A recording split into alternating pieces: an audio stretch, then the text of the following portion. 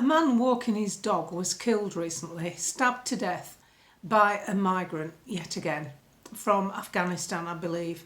And this migrant was being sheltered or housed by someone in the area. Two other people were injured, a child and a man. The injury is described as life-changing but not life-threatening. This is from someone who's here in our country at our good grace. We know this goes on all the time. We get it day after day in the press. We see the reports of the various attacks on people involving sexual attacks and physical harm. Day after day after day in the papers. And it's always a migrant from Eritrea or from Afghanistan. The thing is this. I've checked social media the last 2 or 3 days. Twitter, Facebook, and of course YouTube. And the thing that's at the top of the politician's agenda is talking about Sarah Pocheen's comments, which are based on basic fact. Channel 4 did a documentary and they did a survey on the demographic changes used by advertisers in the media, and basically that black people were overrepresented, groups of people over 70 were underrepresented, and people noticed this. It's called the DEI woke agenda, and a lot of the big ad agencies are right into this. Most people today and yesterday were talking about the poor man walking his dog who's been stabbed to death. Not necessarily what Sarah Pocheen said, which I may point out has been weaponised by left-wing commentators, and even Keir Starmer, who's calling it racist. If you listen to how she said it and why she said it, her words were, "Oh yes, it drives me mad." Drives me mad is a phrase we often use when something's getting on our nerves. It doesn't mean we're enraged with anger, but it's been interpreted into she was angry when she said it. No, she wasn't. Neither was the caller. We've gone over this ground before. But I'm going to play a clip from GB News from Patrick Christie. And obviously it's GB News, so it's accurate. It's a few minutes, a couple of 3 minutes. It's about migrants and it's about them staying in a military base and the reality of what goes on. There's a whistleblower, testimony from a whistleblower. So here it goes, because I think you'll find this very interesting. Has your neck stand on end. Dangerous fighting age men are claiming asylum in Britain. I can reveal shocking exclusive footage of an asylum seeker based at RAF Wethersfield. So he appears to be from Yemen. What you're looking at here is his Snapchat profile. I won't bother showing the video because it's condensed, because it's done on a mobile phone. But basically, the evidence is exactly as Patrick narrates it. So it says it's at that former military base, RAF Wethersfield. You'll see a few pictures of it flash up on your screen. He's also posted pro-Palestine content. You might have just seen flash up. There it is, calling for Allah to free the Palestinian people. Now, he's then posted content from inside that complex. But get ready for the really scary stuff, which is going to come in just a second or two as we work our way through this individual's Snapchat story. He's posted numerous videos and pictures of himself described as armed to the teeth. At some points, he appears to have AK-47s, pistols, knives. He's driving around in a car with weapons there. There he is, sitting in a room in Yemen, just casually holding a rifle, driving around with them. That's a massive knife. We've got rounds of ammunition. The 4x4 vehicles there that you'll see. All of this is available on this guy's Snapchat story. He was not trying to hide this. So he came to Britain illegally. He was then put in RAF Wethersfield. Look at it, phones, guns, knives, everything. That is who was living in RAF Wethersfield. And, bear in mind that RAF Wethersfield is a former military base. It gets worse. Yeah. And today, of course, the government announced that they were going to be using more military bases to house more people, quite possibly like that. But believe it or not, it gets worse. I spoke with a former worker at RAF Wethersfield, and he told me the following. Staff are apparently made to stand in close proximity to the migrants before they have undergone medical checks. Staff are not provided with PPE. They're not provided with protective medical gear.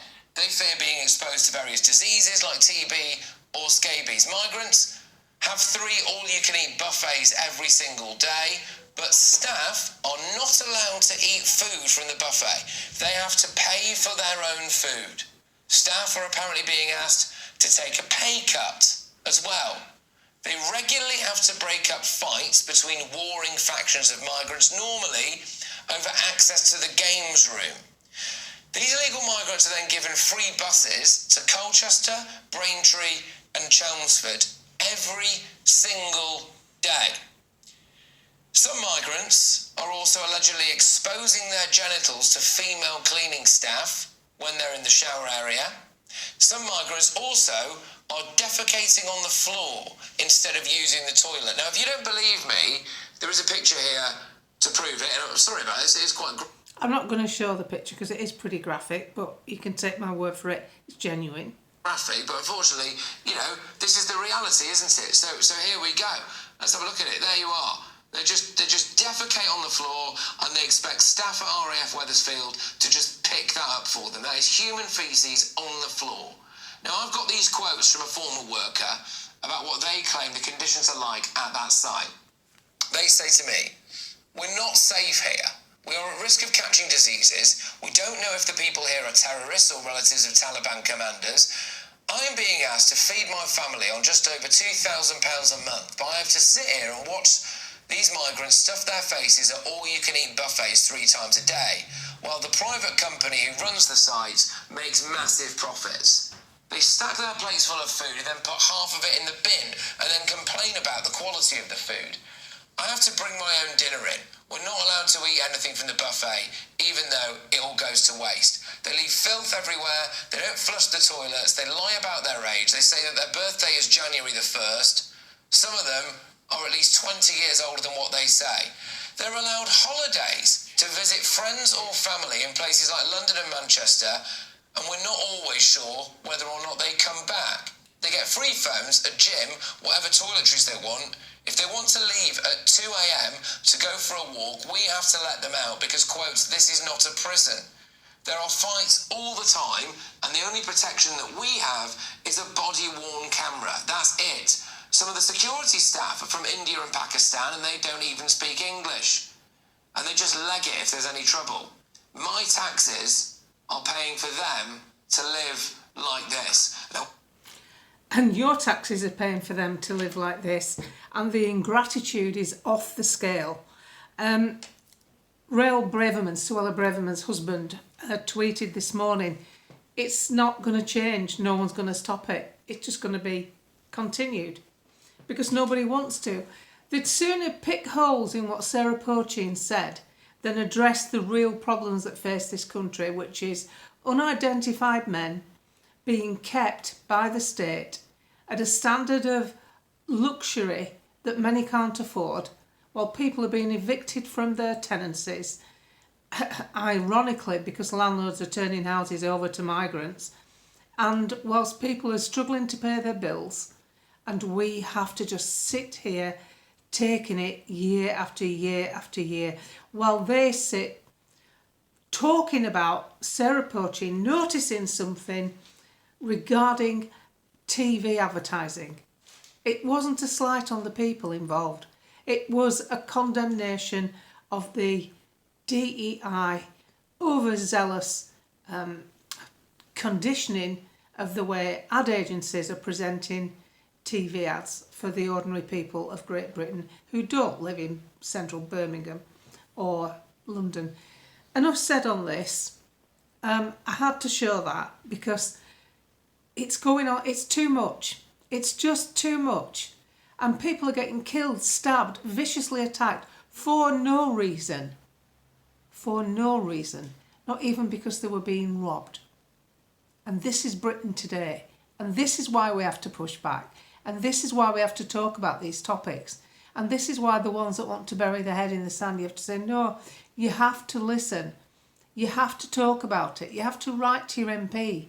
You have to be proactive.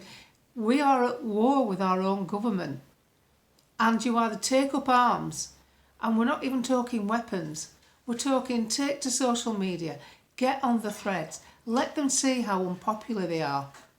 Write to them perpetually, not just one email waiting for a response. Their responses are irrelevant.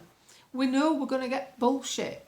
So the thing is to make the pile of discontent grow in that inbox, so that when the aide or the SPAD looks round at the emails that have come in to someone like Wes Streeting with 500 votes that's keeping him in power, that suddenly 1,000 people have told him they're not going to vote for him because his party's rubbish. That threatens his seat. That's what they take notice of. That's what they're bothered about. They're not bothered about you. They're not bothered about me. They're not bothered about the poor bugger that got stabbed. They're bothered about keeping the seat. And if we only worked as a collective to let them know that we still own the power base and we will use it to unseat them. If you're going to change the cultural problems that we've got, you've got to change the government, because the government are in charge of the legislation that's led to the cultural problems. So it's all right saying, oh, well, voting doesn't change anything. Not voting allows it to flourish. Not voting means you are growing the problem. So you have to be more proactive. You have to understand what's happening. I know that people watching this already do. And all we're doing really here is creating a forum where we can discuss things and realise that we're all involved in this, even the ones that aren't taking part. Because it's every town in every county is having some sort of effect, whether it's a sanctuary city, whether it's got an army base near it, or a migrant hotel, whatever's going on, we are all affected. And it's only a matter of time before it affects somebody watching this channel personally, if it hasn't already. So please keep sharing, please keep talking to people. It's our greatest weapon to emphasise and highlight what's wrong with the country. And it certainly isn't Sarah Pocheen's comments. It's this neglect from politicians who are there to serve.